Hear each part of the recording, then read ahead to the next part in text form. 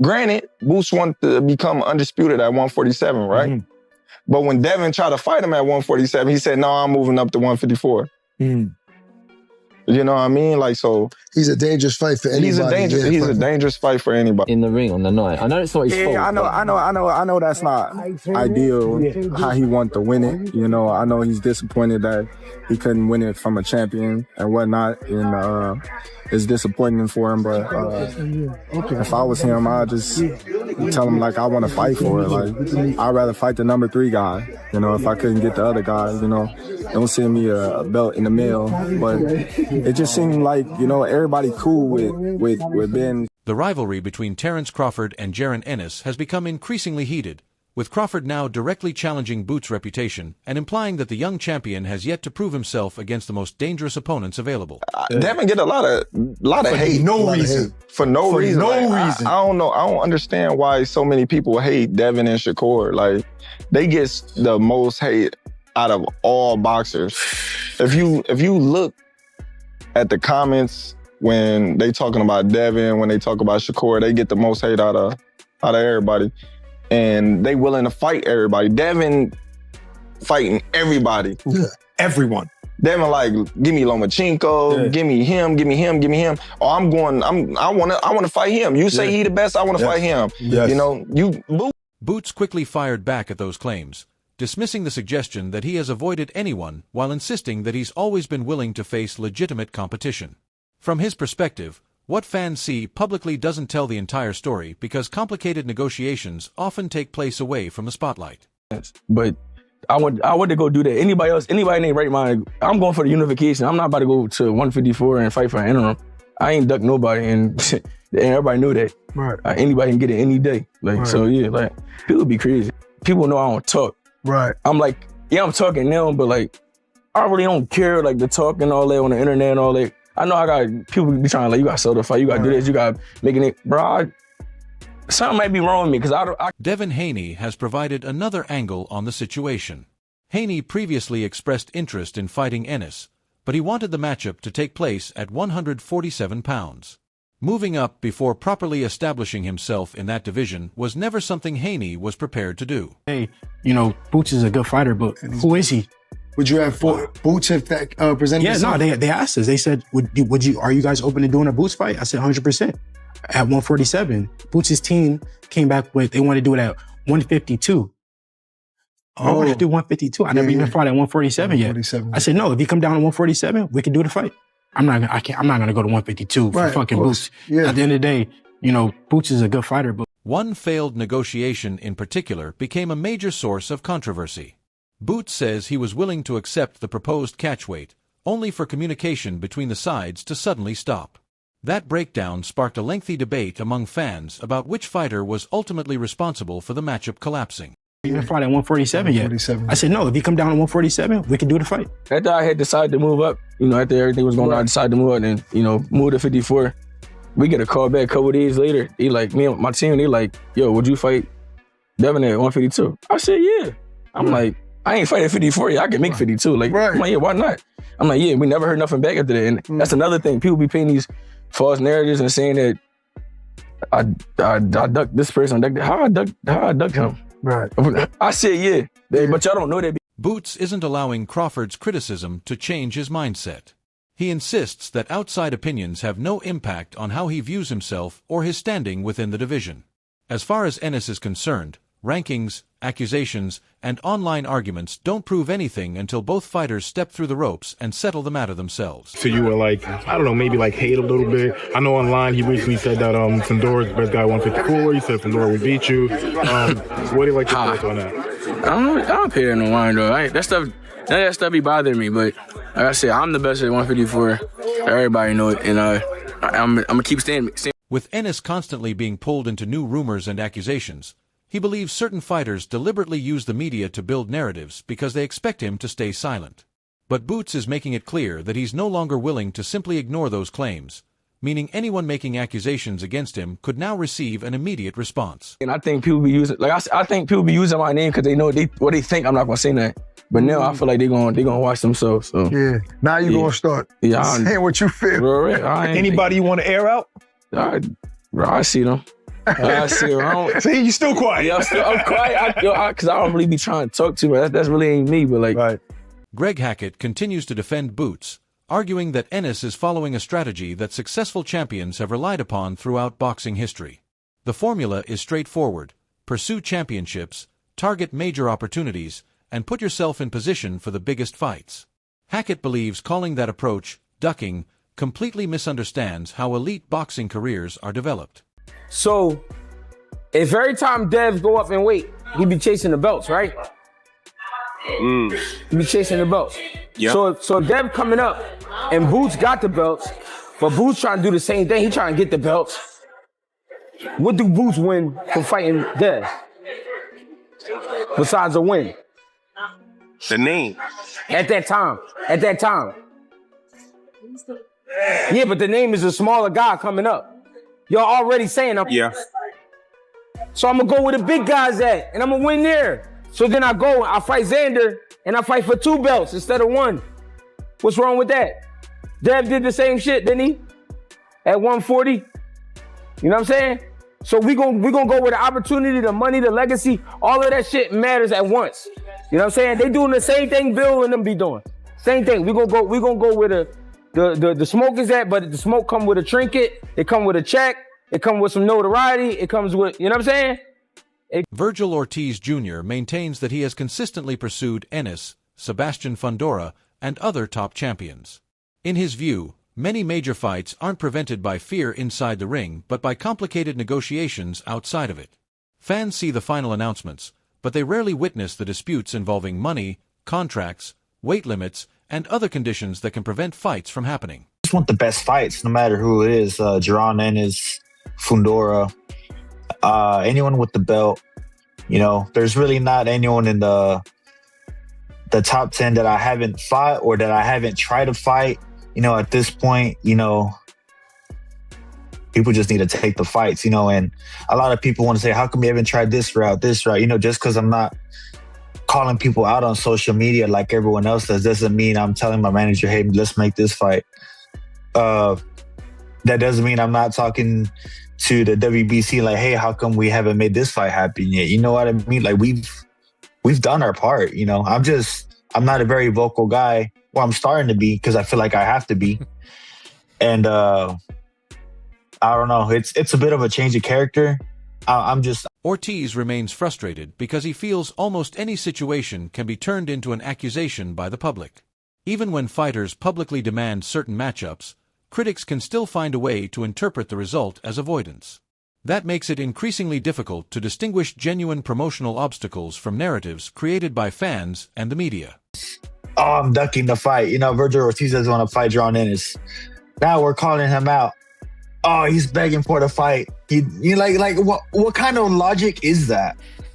You know, I just respectfully, that is just stuff that I deal with and other boxers deal with on a day-to-day basis. That doesn't make any kind of sense. I just don't understand how the gears are working up there. You know, like they're turning the wrong way. I don't get it. But anyways, I could keep on talking about this. I definitely do. But I mean, I got him. Based on what you saw in that fight, and you've seen prior, of course, too, but like what you saw in that fight, that showed you something? It proved something. It didn't really show me something. It just, I always knew it, but, you know, just seeing it, you know, Robert Garcia believes choosing other opponents instead could reveal something important. From his perspective, this isn't simply another title defense. It raises the larger question of whether Boots genuinely wanted the toughest challenge available in the division. Garcia argues that fighters rarely reveal every reason behind their matchmaking decisions, which means their actions can sometimes provide more information than their public explanations. By Boots, we want that fight to happen. Hearing from Eddie that Boots might want to unify against Josh Kelly. Yeah. Well, if you do that, that's taking advantage of a fighter that's injured, that's hurt. You see that cut? Yeah. That cut is like an inch deep. Yeah. That cut is big. If you bring somebody like that to a November fight, you're taking advantage of that. He's taking advantage of that, and the fighter will probably do it because he's a fighter, he's a warrior, and he'll probably get the biggest payday in his career, and he could lose to anybody else because, let's be real, Kelly might not be the best in the division. So they're going after him to take advantage of that opportunity to get another belt under his belt, which would be 3, which is great. But when you have somebody like Virgil who's asking for it, so November's a perfect date. He had a great to come fight back against Boots or to get a tune-up and then Boots? No, we don't need a tune-up. Right. We want to go some things, man. I know. It's man. You got history against Bozy in the corner. Look, you did well in January. That's why Bozy will even say, no, that's not our next fight. We're going to go unify because they think that's more important. No, it's not. They know Virgil will be. Terence Crawford believes Virgil Ortiz would present a tougher puzzle for Boots than Sebastian Fondora. Instead of concentrating on Fondora's massive physical dimensions, Crawford points to Ortiz's disciplined pressure and fundamentally sound style. He believes an elite pressure fighter who combines aggression with discipline can create greater problems than an opponent whose main advantage is simply physical size. I say Virgil. Really? I say Virgil. Wow, even though Fondora is 6'6" and has a long distance. Because Fondora leave the door open to get caught. Right. You know, but Fondora, you know, he's getting better. Yeah. He's definitely getting better. But Virgil, you know, he gonna be in your face. He gonna have his hands up. He gonna be jabbing you, you know, with a stiff jab and going to your body. And with Fondora, he want to get in inside. Yeah. He tall, but he don't want to. He don't want to bang too. He don't want to fight you on the outside. He gonna be in there. Yeah. He gonna bing, bing, bing, bing, and then when you get in inside, it's boom, boom, boom, boom. Paulie Malignaggi considers Fondora one of the most dangerous possible opponents for Ennis because of his extraordinary height, southpaw stance, awkward movement, sustained pressure, and power. He sees the matchup as extremely difficult to predict, with both fighters possessing weapons capable of completely changing the fight depending on what happens during the early rounds. Listen, Fondora is going to be difficult to deal with for anybody. And so Ennis and Fondora, I really would get excited for Ennis and Fondora. That's a really good fight. And for me, that's not an easy fight for either of them. That's a tough fight to call, man. I don't know. I would love to know what some of the comments think at home. And don't be biased about just because one guy you like one guy over the other. I'm talking about seriously, from a boxing perspective, Ennis and Fondora. Listen, Fondora is an awkward fight for anybody because of his height and the power that he's got at that weight, but really to break it down, it would be interesting and it's a really weird, strange. Brendan Edwards also believes an Ennis-Fondora clash has all the ingredients for a major fight. He expects the action to become intense quickly because neither champion is likely to willingly surrender control of the contest. If both men establish their preferred styles, Edwards believes an explosive battle could develop from the opening bell. Getting a little lazy, getting a little carefree, and playing around a little bit. I think that Boots and Fondora is an absolute Hagler Hearns type of shootout. I think Boots is mean as a rattlesnake, and he's gonna have to step to Fondora. I don't know if his jab, especially to the head, will be that effective against a guy that's 6'6". So you have to jab him to his body a lot and kind of step to him. And I think he's with that. That's the kind of fighter he is. I think that that will be an early round shootout. I think that will be the kind of fight that. Eddie Hearn believes Ennis combines exceptional technical intelligence with offensive creativity in a way that's rarely seen. According to Hearn, Boots isn't simply following instructions throughout a fight. He can identify problems, make adjustments, and change his approach as the action develops. That ability could prove crucial against Fondora, whose unusual style has created difficulties for numerous opponents. Fighter with this kind of IQ that can also fight.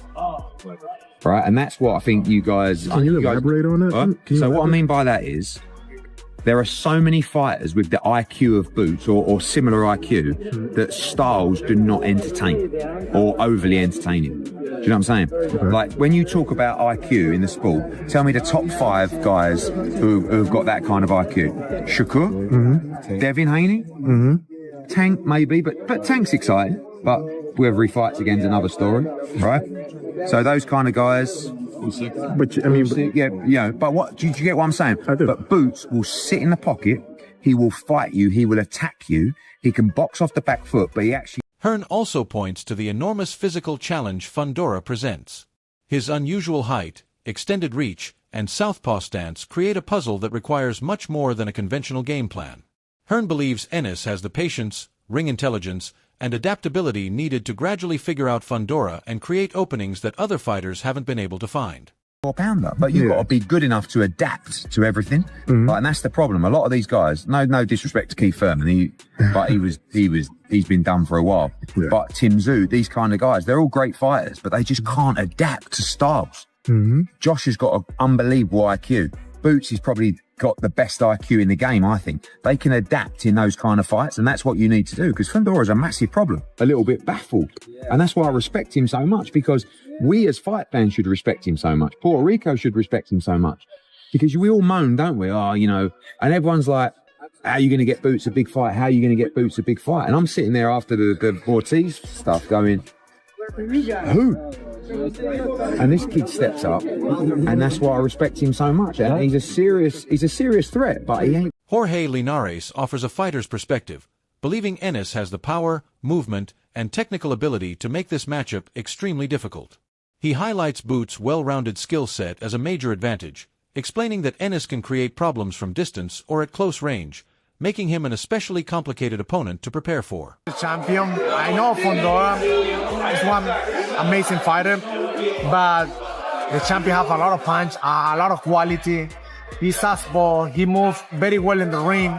He sends a good combination all the time. He's going like little by little, and that's the point Fondora don't have. So, but I want to see that. If I'm Fondora, I cannot take that fight. So it's not easy for him. So, but let's see. You know how it's boxing. Every day is different. Every time is different. And every moment, every fighter have different moment, different timing. But for me, in this category. Fondora himself views Ennis as the obvious next opponent. With several major names now operating under the same promotional umbrella and both fighters holding world championships, the path toward an undisputed title fight has become much more realistic. Fondora believes opportunities of this magnitude are rare, particularly when both champions are healthy, active, and positioned to make the matchup happen. Because I didn't get to watch the whole fight, but watching the highlights of the fight, I was like, okay, this should be next. This should be mixed. It makes sense to me, especially now with the zone stuff and PBC signing with the zone. It only makes sense now. The Virgil fights, the Boots fights, if Zayas stays at 154, the Zayas fights. All these guys, they make sense. There's no ifs, ands, or buts about it. It's like, but these guys found the same platform. Let's put them together. Because you're gonna see me fight later on this year. Looking at the bigger picture, Ennis sees a Fondora showdown as far more significant than simply taking on another contender. Beating Fondora would allow Boots to unify the division while defeating another reigning champion. Ennis understands that simply winning won't silence every critic, which is why he wants a victory powerful enough to remove the remaining doubts about whether he truly belongs among the best fighters in boxing. I feel like the two guys from the Bucks is a bigger fight right now. Even Fondora, I feel like Fondora is a bigger fight. Everybody want to see that. I don't fight nobody. Virgil Ortiz, yes, a good fight. I feel like it's like dying down. Nobody really want to see it because I'm going to beat him. I'm going to knock him out. They're going to be like, he was telling me. They already seen it now. So I'd rather fight. Crawford has questioned him. Ortiz has questioned him. And the accusations that Boots Ennis avoids dangerous opponents continue to follow him outside the ring. But now, his focus appears centered on one fight that could potentially answer all of those critics at once, a unification showdown with Sebastian Fondora. If Boots defeats Fondora, does the ducking narrative finally disappear, or will his critics simply discover another reason to question him? Let us know your prediction in the comments, and don't forget to like, subscribe, and turn on notifications for more boxing news and fight analysis.